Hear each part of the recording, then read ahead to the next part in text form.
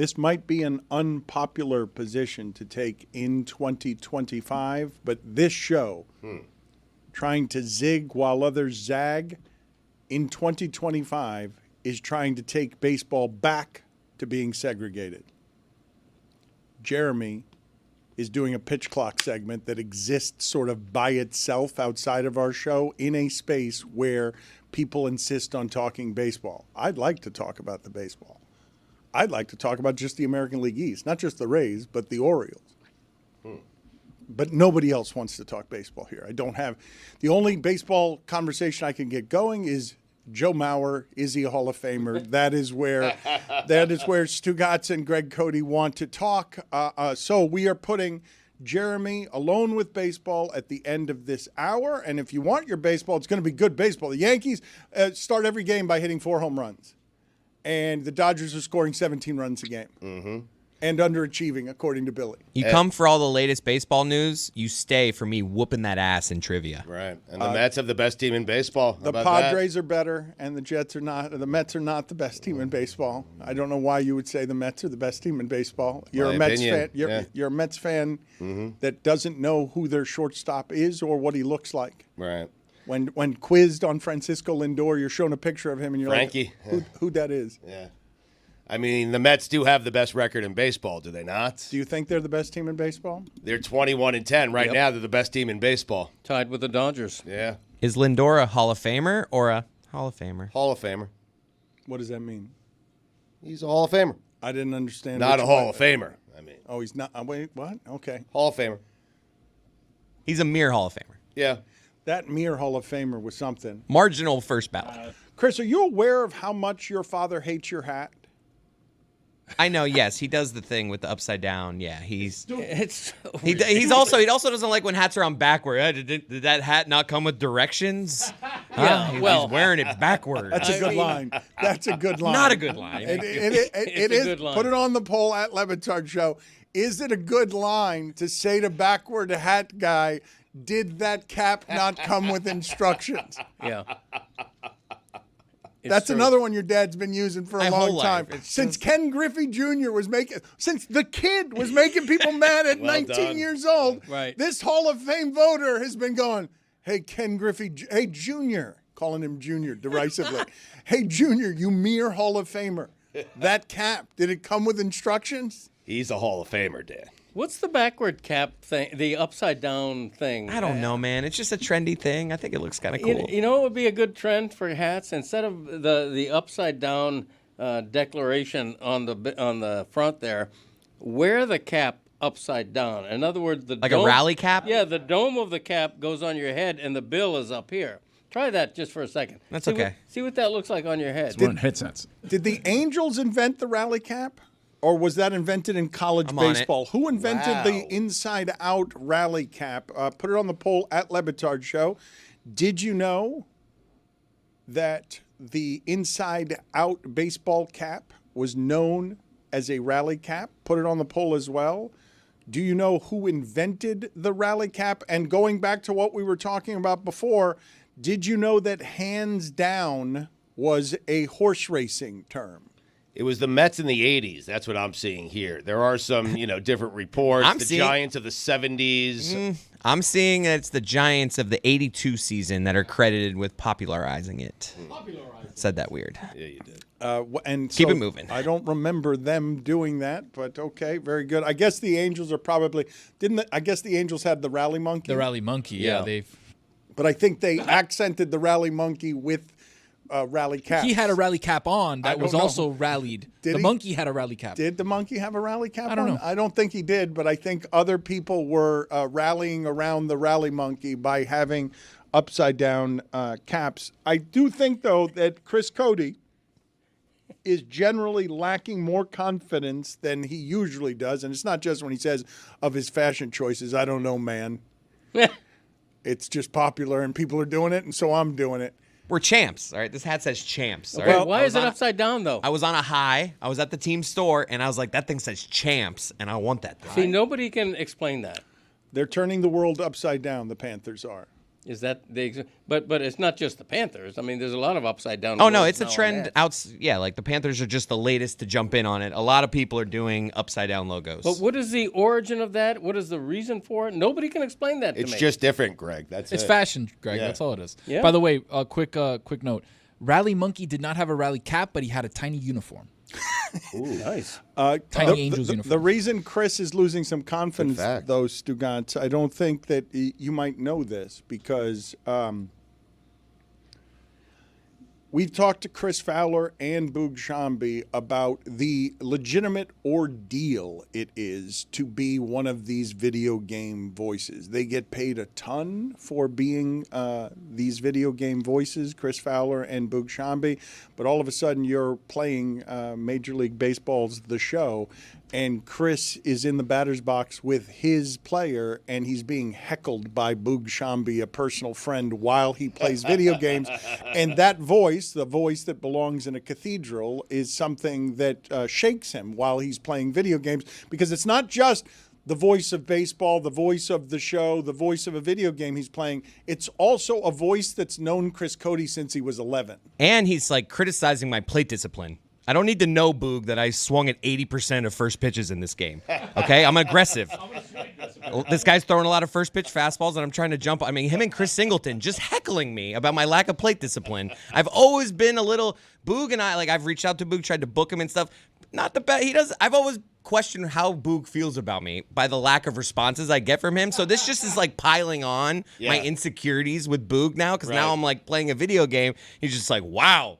This guy is swinging at everything, and I'm like, this is mean. You think you got the Boog Shambi doesn't like me edition? I mean, it feels like it. It feels weighted. I don't hear this like I've played with my friends, and they don't get the same heckles. Maybe they don't have the lack of discipline that I do at the plate. You feel it more, right? It's just, I feel like Boog hates me. What percentage of first texts does he answer of yours? I can look back. That's not good? Yeah, not good. How many texts have you sent him since he sent you a text? I don't know if he's ever responded. Really? Wow. I hope Not I have once? the right number. Wow. Yeah. 1-800-SHAMBI. That's less than Duncan Robinson. Even Duncan Robinson has responded to you more than Boog Shambi. That's true. Duncan Robinson. Greg Cody, by the way, just picked a last name that has 6 numbers in it. Yeah, who's counting?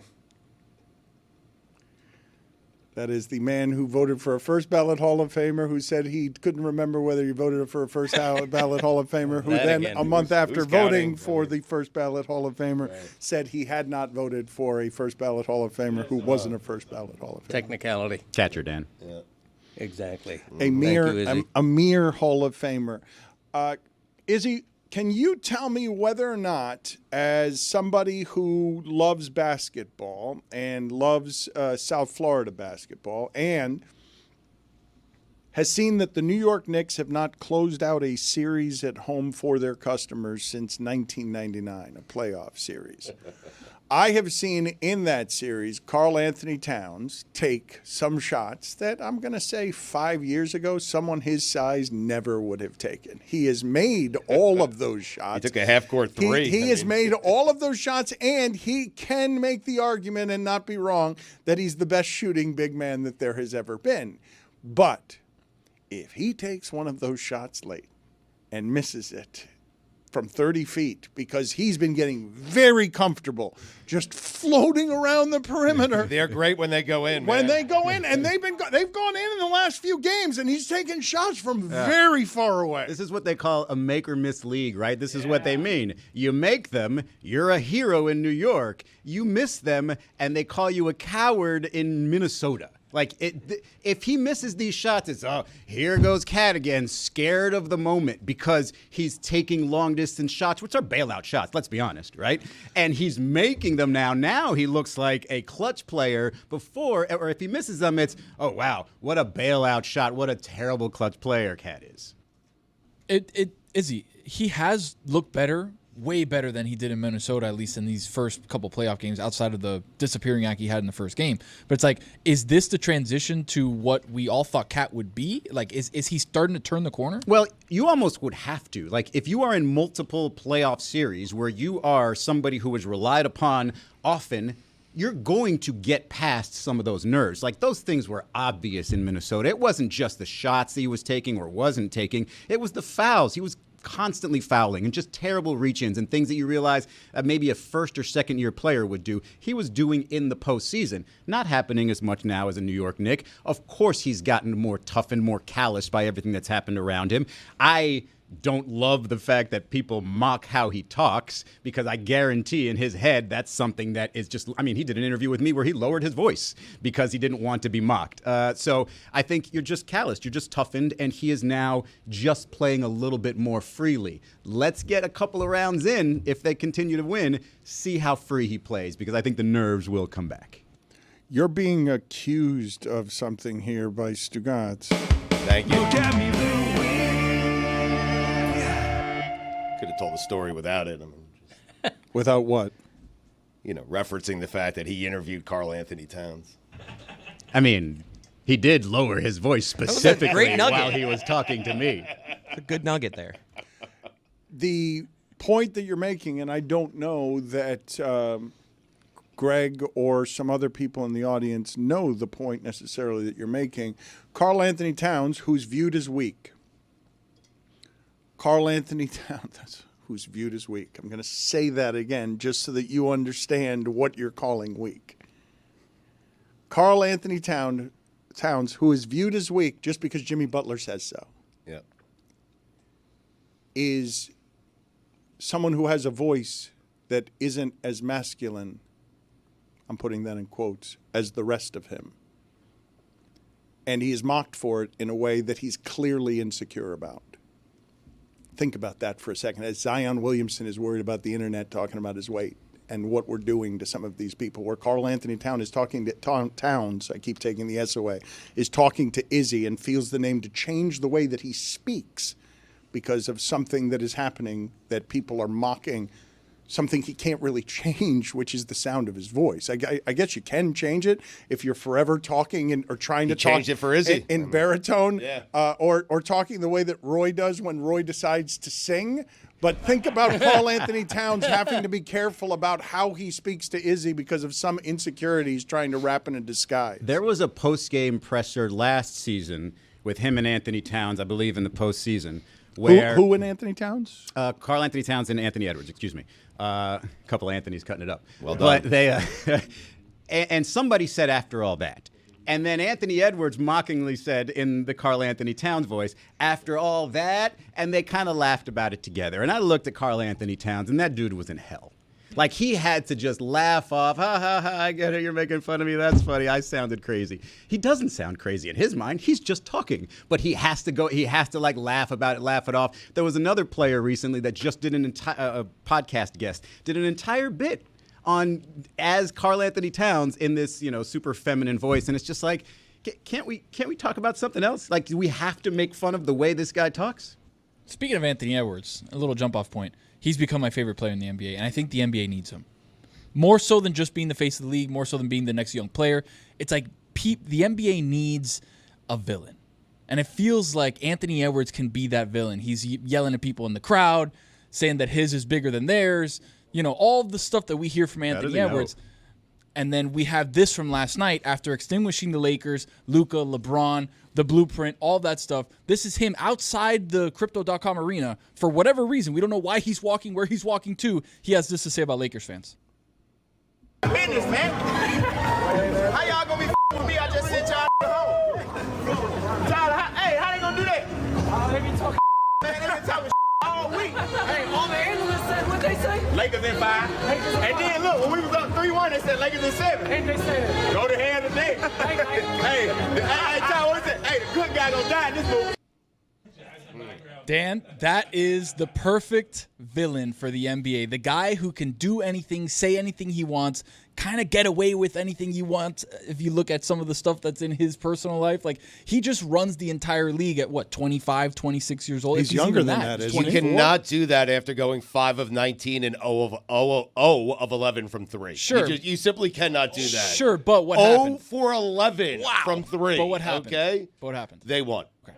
I also, If Rudy Gobert was doing that last night, I'd be fine, okay? If Julius Randle is doing it, I'm fine. playing You great, by the way. cannot do it if you're Anthony Edwards after, again, going 0 for 11 from 3. But What that is happened the the game way. before? That is the way to celebrate when you take out an opponent on the road floor. Just go outside. Just go outside and celebrate. Like, give me all the tears right here. I didn't see a ton of security around him. Like, there could have been a lot of fans that went up to him. He just wanted all the smoke, and I love it. well, I was just about to remark that it looked like the guy in the red shirt next to him had that bodyguard look about him. Like he had a little entourage with him that was there for allowing him to be as boisterous. Does have the as he glasses was. on.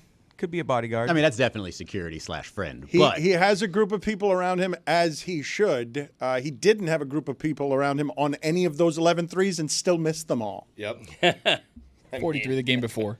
Played pretty good the game before that. Look, I'm not going to say he's not an obviously special player. I'm also not going to say that whatever it is that he is carrying in terms of attitude is much different and more refreshing than most people speak publicly on many of the things that he decides to be honest about. But the league is scared of him representing it in a way that is not quite Giannis friendly. yeah, he's effectively telling everybody, hey, I'm going to grow up in front of your eyes. I'm not going to hold back, not going to do it behind closed doors. Everything's going to get out there anyway. This is me. I'm imperfect. I don't know how much he feels like he needs to improve personally or wants to improve personally, but I think the more he is out there and just puts himself out there and is vulnerable, and for whatever missteps he takes, somebody has to be critical of him, right? You can't just let him walk past and be like, hey, okay, because then he'll never mature. So, yes, I think they're afraid, but I also think they're sort of confident that maybe he grows up and doesn't make any huge mistakes, and this is the worst of Anthony Edwards. It just feels like they wanted to do that with John Morant, and then the gun stuff happened, and then they kind of doubled down on that, and then all the stuff with his dad happened. It's like, oh, that was supposed to be you. Hold on, let's just refocus over here to Anthony Edwards. Oh, but let's understand what it is that we're watching, because when Greg Cody, for example, is one of your customers, and he's used to sports and sports figures behaving a certain way, but basketball, specifically basketball, as a cultural symbol, fashion symbol, statement symbol of our guys are going to do with their, let's call it street credibility, what Allen Iverson did, which is use it to be so much different than everyone around you that people really appreciate the authenticity in a way that they feel differently about the way Grant Hill is doing it, for example. Anthony Edwards, what he's doing is close to the line, and he's just being himself, on wherever it is that John Morant makes people uncomfortable. Allen Iverson had his tattoos scrubbed from a league magazine because they were trying to present something else. Anthony Edwards wandering around getting fined for saying my penis is bigger than yours and being just completely authentic and unvarnished, I would say, is something that's both appealing, especially to young people, especially when you're knocking out Jokic Game 7 in Denver, Luka and LeBron in Los Angeles and walking around their arena afterward, making fun of them. And then last year, getting rid of Booker and KD and telling them, like, KD, you're my hero, and also bleep off. That is something that also has a danger that the league should want, but also could be scared of as well. Dan, did you see the Netflix special on the, I don't know what they're calling themselves, the Redeem Team or the Dream Team, the next Dream Team, the gold medal game? Did you see in the first episode how Anthony Edwards was talking to former President Barack Obama? Like, he was talking to him like me and Izzy would talk, like, yeah, no, you, like, whatever, like, completely normal, completely unaffected by the caliber of person that was in front of him. He's like, oh, no, yeah, I'm him. That's cool. And this is what I'm saying about, like, sort of watching and him grow, and the league being sort of on eggshells, maybe on pins and needles, but confident that he will grow. Because, like, what are we talking about here? What are the things that he's done? He's done the one thing where he sort of decided to videotape a line of what appeared to be gay men going into a club and saying, what does the world come to, right? I think Tony had touched upon it earlier that there's a conversation, hey, He probably has too many kids from multiple women, if that's the case. I don't even know all the details there. And then this personality thing where you're talking about, hey, my blank is bigger than yours. Are these all things that we think somebody is going to continue to do as they grow into their late 20s and early 30s? Or are we saying, okay, we're putting the spotlight on him. He is authentically himself from the beginning, which is not what Ja Morant is. Ja Morant was a little bit more through some closed doors. You have to figure out who he is. Anthony Edwards is showing you who he is, and the league is basically saying, we might be gritting our teeth through some of it, but we're confident he will mature past this. I would be skeptical of that maturity because you're rewarding the way he already is. He goes 0 for 11 from 3, and he's walking around the Laker facility talking crap. There aren't going to be a lot of incentives to change immature behavior if it's just an occasional fine that he can sell more sneakers with because he's dangerous and rebellious. Which is why I'm saying people have to be critical. They have to call him out on things. I don't think this is one of those things to be critical of. To go outside and be a man of the people, again, with the enemy's fans right there, that's just good old-fashioned fun. Go 15 of 19 from the field. Hey, Anthony Edwards, do it after a win that you haven't gone over for 11. He cost them the game, but they won. How much do you think it kills Luka that Rudy Gobert took him out? Rudy Gobert absolutely killed in that game, and Luka's sitting there holding his back The ghost of Rudy Gobert. Does Anthony have to tell me that he has a bigger penis? I know he does. I get it, buddy. How does he know, as Izzy said? How does he know? Well, that's a good point. The guy who has to announce how big it is, you always question that guy and just how big it is. I think you do. Yeah. I think you do. Mm-hmm. I don't think you do. And I would say that while Stugotz says correctly, I don't know, he does know. He knows. In this particular case, he does know.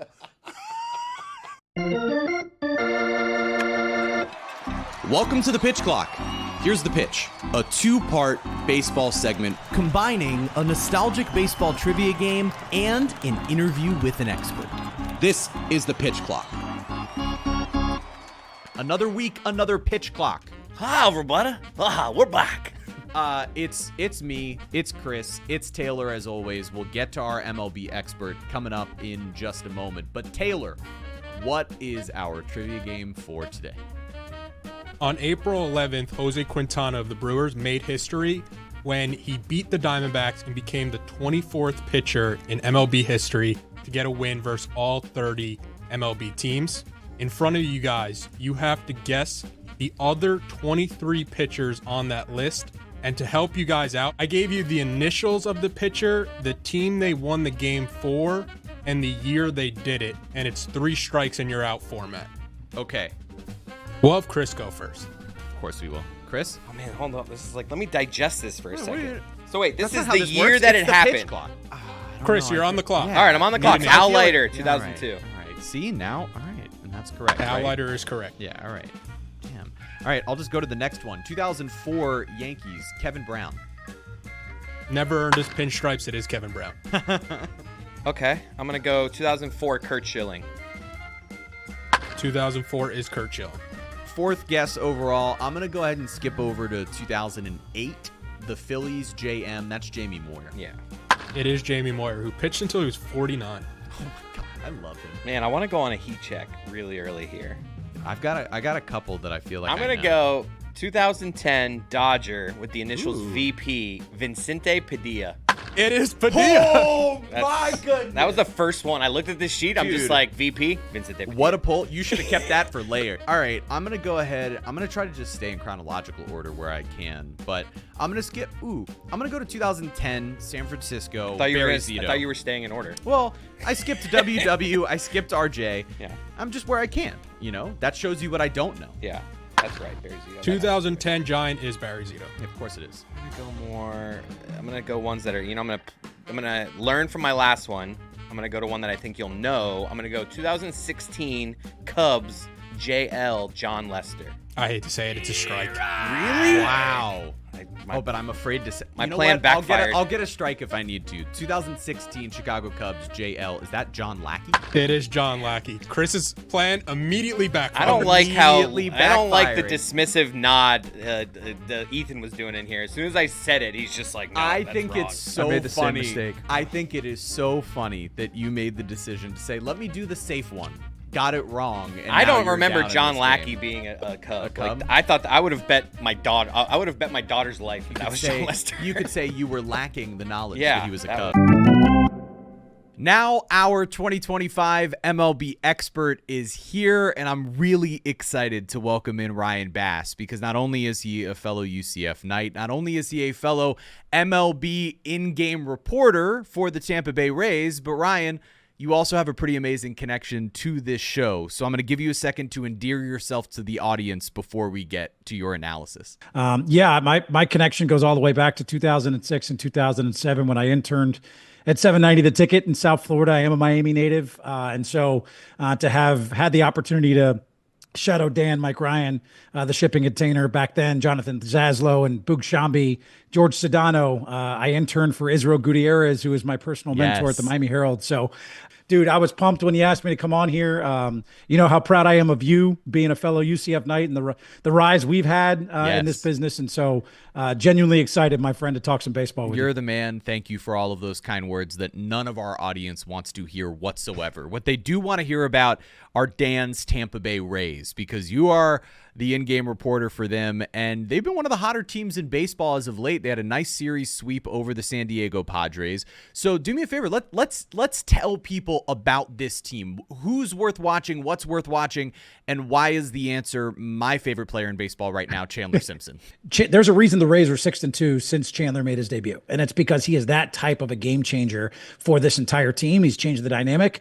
Yes, this is a 500 ball club right now, but you look at what they're built on. You know, pitching and defense always leads the way, and they've got some young talent that's come up here and had to fill in between Chandler Simpson. Cameron Meisner has been one. Jake Mangum, who's on the injured list right now. You know, I think this team is capable of playing much better than 500 baseball, but yeah, you mentioned it. Chandler Simpson is as advertised. He gets on base, and by the way, he could beat out an infield single just by dropping a bunt down. Yep. It's almost guaranteed he's going to end up at third in that scoring position. It's pretty incredible to watch this dude go to work. Let's talk about some sort of general team results here. When you look around Major League Baseball, you look at the standings, who's a team that has stood out to you as a surprise thus far through about a month of Major League Baseball? I really want to talk positively here about a team that I don't think anybody expected at this point to be leading the American League Central and be one of the best teams in baseball, and that's the Detroit Tigers. Tigers. You look, this team has been able to stay dominant. Their pitching staff has led the way. They've got a lot of guys on the injured list, and yet they've had contributions up and down, not just in that lineup, but in that starting rotation. And so let's see how they do on the road, right? They're only 5-7 away from home, so I think that's going to be a big test for them. But I am pleasantly surprised with what we've seen from the Detroit Tigers in what should stack up to be a pretty competitive American League Central. With Javi Baez batting ninth as their everyday center fielder. So that's something, if you're not paying attention to Major League Baseball, that you just learned. Thank you for listening to the Pitch Clock.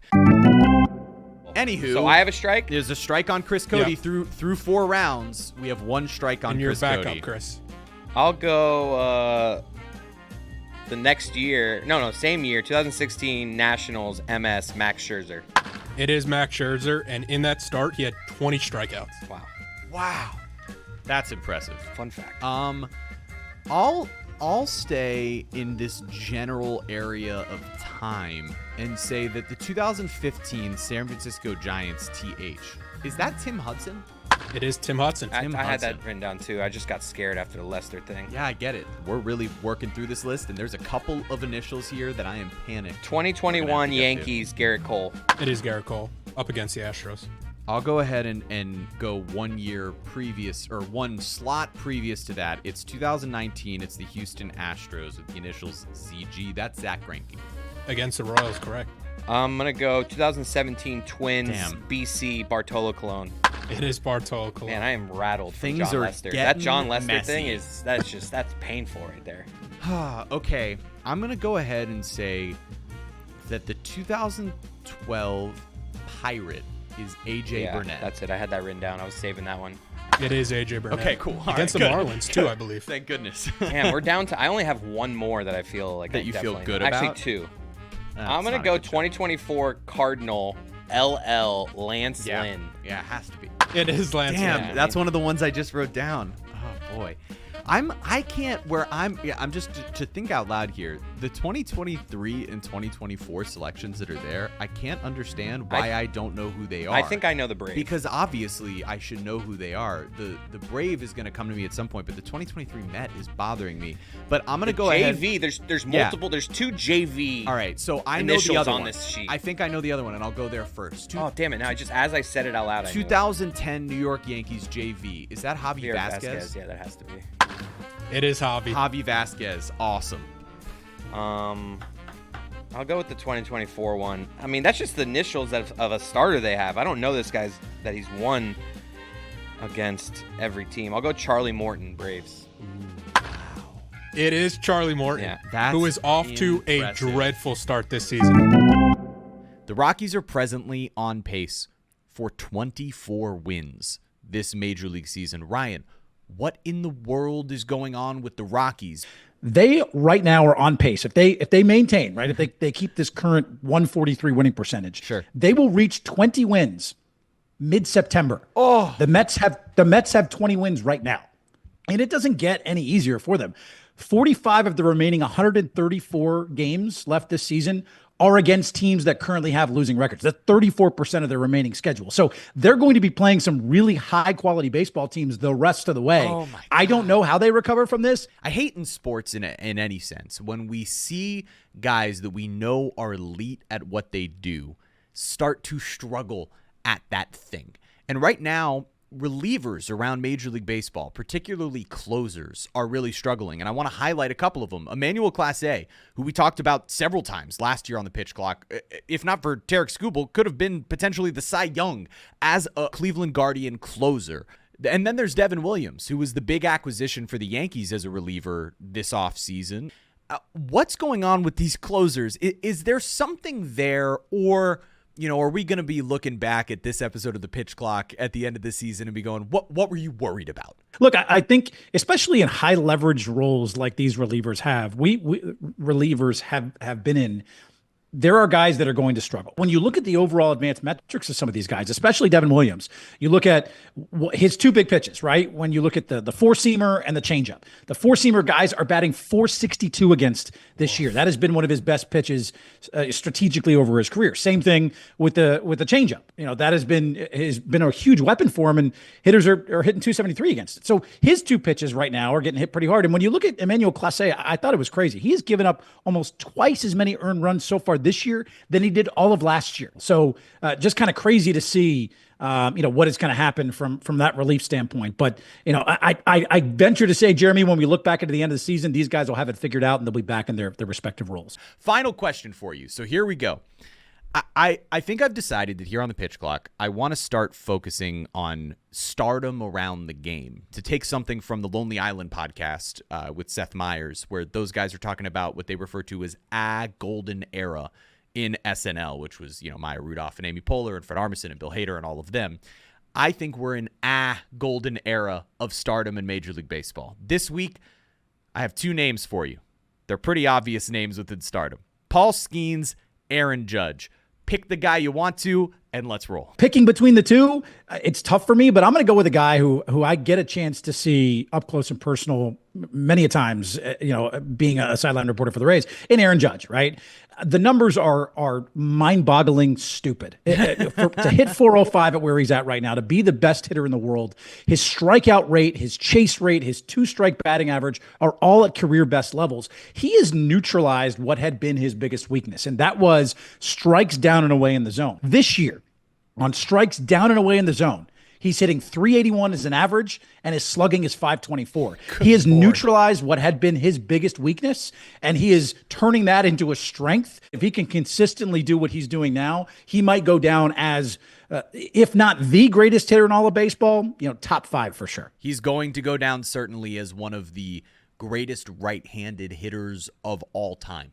And to know that we're witnessing that while on the other coast, We have maybe the greatest baseball player who's ever lived in Shohei Ohtani. It's a great time for it, and you can watch the Tampa Bay Rays with Ryan as their in-game reporter. Follow him on social media. Thank you very much for joining us on the Pitch Clock. Let's get back to our game. Oh, I realize who that one is. Okay, that works out better. I hate you. So I'm going to go ahead and go 2012 Cleveland, Derek Lowe. It is Derek Lowe. I'm just going to guess Randy Johnson, 09. Did he play for the Giants? Did he play for the Giants? That's him? It's a big unit? It's Randy Johnson. Yeah! It's Randy. We avoided it the whole time. I was just I can't crazy. believe this. All right, man, I really want to get not Woodrow Wilson with the San Diego Padres. I feel like I would remember a is that? WW. Right? But that's not what I'm just going to go ahead and get the one that I know here. The 2023 New York Met is Justin Verlander. It is Justin Verlander. Guess. Chris, you're up here. Damn it. I have no idea. I don't have a guess. I thought Wandy Rodriguez is the only person I keep thinking because his name starts with W. Like Wandy Wadwiguez. Wandy Wadwiguez. Wandy Wadwiguez. I give up. It is not Wandy Rodriguez. So that is your second strike. I'm also kind of where you're at. I keep wanting to say Cliff Lee with Cliff a K. I swear to God, that's what I was. Like for the Brewer, I was about 2015 Brewer, like Cliff is that Lee with a K. Oh, it's not him though. Pass.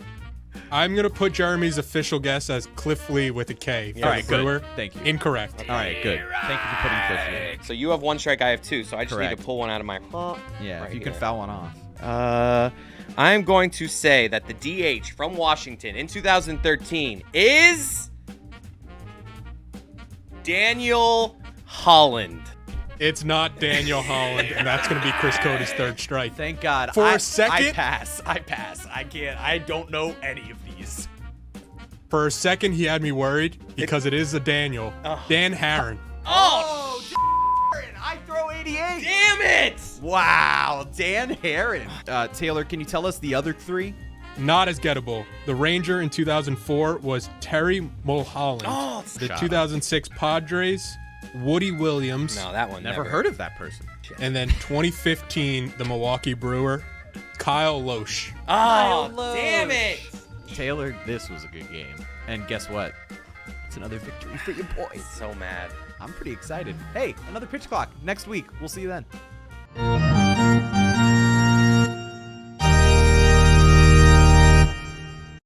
From game night to parties with friends or special anniversary, celebrating important occasions means more moments with the coolest people in your life. Cheers to 50 years of Miller Lite, the great tasting light beer for people who love beer since 1975. Now's a perfect time to celebrate legendary stories with friends, family, and a great tasting light beer. It's Miller time. When I think of Miller Lite, I think of me and my dad cheersing, watching a Marlins game, on a cruise together. We get the tsk-tsk-ah and the cheers. It's just, when I think of Miller Lite, I think of times with my dad, times with family and friends. It's the original light beer since 1975, still iconic 50 years later. Miller Lite, great taste, 96 calories. Go to MillerLite.com/Dan to find delivery options near you, or you can pick up some Miller Lite pretty much anywhere they sell beer. It's Miller time. Celebrate responsibly. Miller Brewing Company, Milwaukee, Wisconsin. 96 calories and 3.2 carbs per 12 ounces.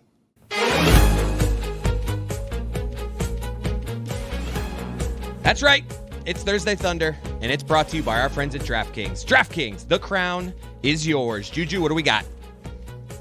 What it do? We back again, man, after another 2 for 3 week. If 2 for 3's game, if we had $10 for every 2 for 3 we have, we'll have $1 trillion by now. Quote me. What's up, Stu? I love you that you're back, for real. You're looking handsome as ever. Thank you, Juju. First leg, you feel me? We're going to go with, these guys got to get it done tonight somehow, some way. And their superhero is Kawhi Leonard, the Clippers. I'm going over 24.5 points for Kawhi Leonard tonight. In an elimination game, they have to have, you feel me? Also, the second leg, I'm going with Karl Anthony Towns. We would all prefer Karl Anthony Towns to get on that block and be a big man. Like Izzy said, let's stop talking about his voice. Let's stop talking about anything. Let's see that boy get in that paint and be a big man. But tonight, he's not going to do that as well. I'm going over his 3 points. Great setup, man. Over 1.5 3-pointers for him. He's going to be playing that perimeter like we hate that he does. Last leg, I'm going. I said Kawhi has to get his points in order for the Clippers to survive, but I don't think they're going to survive either. I'm taking the Nuggets plus 6.5 points tonight in Los Angeles. Rest in peace to the Clippers season. I see you guys. So you got them on the money line. You're not even. It's not just plus 6.5. You've got Denver beating them in LA. I got them beating them, but I'm a coward, and so I took the points. You feel me? Okay. I actually love this I feel like it's a bird, it's a plane. Oh yeah, it's James Harden in the playoffs, being shrivelly as he always is. So yeah. I understand that. I understand why you would arrive at that position. Greg Cody, is there any particular reason that in the last segment you decided to offer a contribution of the ghost of Rudy Gobert? I thought it was apropos. He's right about that. But why? What do you mean he's right about that? It's apropos. He's right. How is it apropos? He heard Rudy Gobert. He's like, where's Rudy Gobert? What has he even done? The ghost of him. Yeah, you know. That kind of thing. I think when you're beaten by Rudy Gobert, you feel a little upset. That's my dad's move. Juju can speak to this. He's in the fantasy league. During a fantasy draft, if you draft somebody over the age of 30, my dad is just going to say, the ghost of Derrick Henry. Okay, right. It slays in a fantasy draft. Okay. It what? Yeah, It slays. During the break, you also said, for reasons I couldn't quite discern, like as soon as the segment ended, your father sort of muttered under his breath, did you know the walrus has a penis the size of a Louisville Slugger? Right. I mean, Craig Stadler, right. huh? When Anthony Edwards says, my bleep is bigger than yours, say that to a walrus. Okay, that is what he Say said. it to a blue whale. That's what he said during the break. I don't know why exactly, but he waited till the microphones were off to say it. I'm thankful for that. Juju, you may have seen recently in our feed, Juju's alley-oop show is getting very popular. It is covering the playoffs slightly better than we do around here. Do you have any bonus playoff thoughts for us here, Juju, as we head into the polls and some Belichick talk? Hell yeah, man. Mark Williams from the top rope last night showed America and the world, reminded us that the Lakers passed him up. And as soon as they lost the game last night, he was there with a smiley face tweet. He did the meme at the funeral, like, yeah, he didn't get over it. We thought he got over it, but nah, bro, he was just as salty as we thought he was. And I think when Anthony Edwards is getting double teamed every single time down the court, and it opens up the way for Rudy Gobert and the other people on the team to really have a night that they had. I think he's allowed to celebrate. You feel me? You're like Ant-Man, Batman, don't matter. Lakers in 5. It was all last night was chef's kiss to me. The ghost of Rudy Gobert. I don't like that we never went anywhere from Stugotz's first words on the show, which is, how do you imagine Nico was celebrating last night? Because was there a quiet Jeremy Taché fist I was just bump? saying that. Like what? There was Slept like a baby, man. Slept really well last night. Do you think that he did any egg work on X where he's an anonymous account just firing off some Luka tweets? Luka's fat, overrated, and he likes the hookah too much. Someone from Nico 764432 egg. That'd be too obvious. Egg on man. Twitter. You think that one's too obvious? You think Nico is brighter than that, do you? It's like math for life. You think he'd cover his trail well with a great deal of He fleeced the meticulousness? Lakers. I mean, Yes. Not Nico. Yeah, Nico was celebrating last night. You got to know. You feel me? I came on here with a pretty bold take that the Mavericks would win the trade. I wasn't specifically right, but this is kind of what I envisioned. I never thought the Lakers was going to get over a hump this year. And I think that the rookiness in JJ Redick showed its ugly head throughout this series. Walking off from press conferences, not playing anybody but the 5 in the last game for the whole second half when you got a 40-year-old with all those minutes, deciding now to bring back the ghost of Maxi Kleber for an important game. Like, I don't know, bro. I think he overcoached and overthought in a lot of these situations. You feel me? Did you love the Rockets-Warriors series, everything about it, how physical it is, how Dylan Brooks is Dylan Brooksing all over the place, Draymond Green is Draymond Greening all over the place, and they're clearly going after Steph Curry's thumb? Right. I love, like you said, bro. They going after the thumb. Dylan said, look, you out here, but if my ankle was bad, I would expect them to go after my ankle. I wouldn't have said that into the microphone. I would have just left it theater of the mind. But hey, they clearly don't like each other. Jimmy Butler said earlier in the series, nah, that what you saw between me and Dylan Brooks, I do not like him. We're not playing, we're not gonna be cool playing dominoes later. They don't like each other. And Spencer last night, like he said earlier, him getting in the face of Şengün, that really kind of got the bench kind of like more riled up than I would have preferred if I was the Rockets with that big lead. So, yeah, man, I think that series, it might be over with the next game because I don't see the Rockets, their offense is so stagnant. You know what I mean? Like, without a big night from Fred VanVleet, which is a sentence right there, I don't think they can keep that up. Where'd they get Spencer from? The guy looks like me. When I saw him, I was like, I did the Leo DiCaprio. He's a lacrosse guy, Stugotz. It is a little bit tough, though, when your entire foundation with Ime Udoka, and it's a good foundation, is to be tougher than everyone else, and then you get Draymond and Jimmy in the first round. Like when your whole thing is, we're going to just be like super, super physical. That doesn't. And then next thing you know, Draymond Green is out here and he's saying a bunch of things to Jalen Green. That last Draymond Green game, like, you can't throw him into lava and not expect him to be someone who gurgles more than everyone else with elbows and foreheads and knees and kicking you in the junk. He was the defender on Alperen Şengün on that potential game winner, right? Yeah. Why would you call a play for your player to go up against arguably the greatest defender of all time for the win? You know, he's your best offensive situation. player, though. Your best against their best. I mean, I don't know if you like Jalen Green better, but they seem to trust Şengün more. Here's their all-star this year. He is not necessarily their best closer. That's been their issue the entire season. They don't have a closer. Get somebody who can, even if you want to go to Şengün, get somebody else to collapse the defense because you're not doing it with Draymond Green in front of you in the mid-post. Yeah, I would prefer to see them use a pick and roll in that situation. Try to get the switch off of them at least, but that one-on-one did not prove fruitful at all. What did you have for us, Juju, in terms of your general mortification at the amount of old clothes that was poured out here? My guess is your closet has no crap in it. Oh, yeah,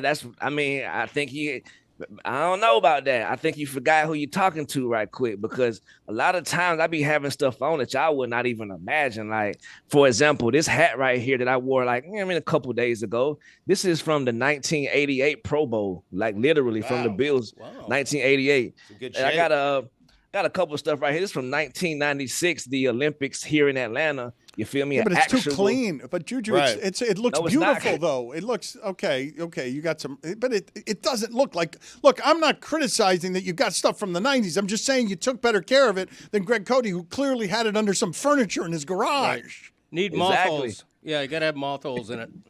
I got some mothballs. Salute to Enrique Iglesias tour in 2011. You feel me? I got that. I pull that out every now and then. We got, like you said, two clean stuff. Anthony Mason, that doesn't count. Get that out of here. Jalen Rose, 1990. Whatever. You can tell by the Nike. Yeah, but that's nice. That's all of it is good. All of I it can't help how I keep my stuff. Right. This is a real original with the mold on it. From 1990, a Mark Gobin, you feel me, 8-ball jackets. Not the stuff you see these days. Didn't Damian Lillard just wear that the other night? Yeah, but he got the new version. See, that's the thing. You got to have the eye. I'm an actual collector. This is from the 70s right here, a Lacoste 70s windbreaker. Wow. Now you're just flexing on us. Very nice. Impressive. With the hood and the thing right there. You did. It's just what I do. You feel me? And to top it off, I got a 1989 Uncle Luke platinum plaque, which is he getting a street named after him this weekend. So go check it out. Our brother Luther Campbell in the streets. You dig it? I'm a memorabilia collector. I have the lamest of the Nasty As You Wanna Be albums, the clean version. I have. No, you didn't. Bought it? It was against the Supreme Court was arresting people with the other one. Now you're afraid of the Supreme Court. Give me a break. What was the Fell for clean that, version of pop that? Yes, and I have to find that so that I can get back to you guys on how awful that actually was. Did we just have happen in the middle of that segment where Izzy said that something Juju showed us was like the Damian Lillard sweater, and Tony chimed in with that is the boyfriend Cuddy from Seinfeld. David Putty, yeah. David Putty wears the 8-ball jacket. I was wondering who that was. Brother, that's exactly Tony. Thank you. That's why you're my brother. You feel me? And that episode was 19. Bro, come on, man. Look, I ain't gonna neither here nor there. You feel me? But Tony, real recognize real. Thank you. People buy the new knockoffs and the reinventions of things, but this is really from 1990 right there. Did you call him Huddy? I think I called him Cuddy. That's Cuddy. Cuddy. That's a fine. Like Cuddy sock? Yeah, I think I made There him he is, Kid the 8-ball Cuddy. jacket, David Putty. You feel me? The exact one. Literally exact one, man. I'd have had this one right here since like 2001. So it's old for me. I will pay the fine right now. We'll get to the polls in a second. But what do you have for us on the Halliburton stuff, and what do you have for us on the Belichick stuff? Man, Halliburton dad, he went out so sad. Like, no matter what, you can't do that as a father. I don't think he stood on business at all. I think he stood on goof. Like, we've all been in situations where we could get out there and show. I done seen y'all do 20 years. I ain't getting online saying, yeah, that's my brother, Dan Le Batard. Whoever, like, talking crap in folks' face, especially right after a loss. Like, bro, like we say how bad it was for Steven Jackson to go into the crowd. We say how bad it was for Ron Artest to go into the crowd. But we have to keep the goofy on Tyrese Halliburton's name, his dad's name, because that was so disrespectful. And Giannis, a picture of class. Like, oh, my God. I don't know how many people in the NBA would have had that much class and that much restraint in that exact moment. Agreed on all counts. Belichick? Belichick. Okay, cool. So now go with me. We might have to play the reckless speculation. All right, hold on a second. Right here. Let me find it here. Give me just a second here. Hold on. Time to throw away all journalistic credibility and get reckless. Here is something we like to call reckless speculation. You're good. All right, man. We see how much that he's let Sister Jordan take over his life, and it's very questionable. Like, what is going on? So I think my boy Bill Belichick was getting into a lot of sticky situations, and he was probably in a very sticky situation where he was burying something, maybe a body or something, and maybe Sister Jordan was walking her dog and was like, hold on, I know that ain't who I think it is over there burying them bones, and oh my goodness, you got me, shoot, I'll give you anything you want. What? I'm going to be your girlfriend, I'm going to be your business manager, I'm going to be everything, and if you let me do that, I won't tell nobody where the body is buried, literally. Okay, excellent. It's reckless. You wanted the reckless speculation. You got it. It is reckless. It is accusing her of both blackmail and him of murder. Yes, accessory. absolutely. It's reckless. And murder and covering up the murder. He's good. He's totally good, though, because We played the sounder. Yeah, you did. Alleged murder. Yeah, I told him he's good. It is He's alleged. Thank you. Yeah. Thank you over there from the ghost of Greg Cody. He's still here, huh? Alleged. He throws it in alleged, and we're all good. We're safe. Yes, so he has killed someone, is burying someone, and she is walking her dog and comes upon it and it's like opening a genie's bottle. I'd watch that TV show. Yeah. Belichick implicated in alleged murder. Okay, excellent. Polls to update, please. Are pecan rolls delicious? 66% of the audience says yes, they are. What? They are. You don't I like thought that would be the first 100%. Oh, okay. So you love it even more. Yes. They are delicious. Right. They're good. Can it be shrinkflation if the bag of chips you got were free? 51% of the audience says no, it cannot. How is that close? My father got a bag of chips from Mickey Harrison that were free. It was half full. You can't accuse it of shrinkflation if it didn't cost you anything. It cost you nothing. It can't be cheaper than costing you nothing. He knows what he knows. Yeah. This was from yesterday. Is there always a scam going on? Stugotz, you know what I'm talking about. Yes. 99% of the audience says yes, it is. 99. Right. Did the Mavericks win the Luka trade? 77% of the audience says no, they did not. Oh, get out of here. Why You're would they slowly vote swaying yes them, there? Stugotz. Why wouldn't Slowly they have swaying the voted people. yes there? Has Bill Belichick been hypnotized? I like that one, Tony. 94% of the audience says yes, he has. Wow. Pablo needs to get on that. Yeah. I like yours better, Juju. Does Greg Cody have fossilized memorabilia falling out of his ass? Yes. 96% of the audience says yes, he does. Okay, they're right. Are we giving out too many statues? 90% of the audience says yes. Oh, there it is, ladies and gentlemen. He hit a whoop whoop. That's a big win. Another thing he's been doing my whole life. Last poll is, did that hat not come with instructions? A good line to say to backwards hat guy. 100%. Come on. 69% of the audience says yes, it is. Oh, wow. Low total. Low, yeah. Bunch of hat wearers. Thanks, Juju. Thank y'all.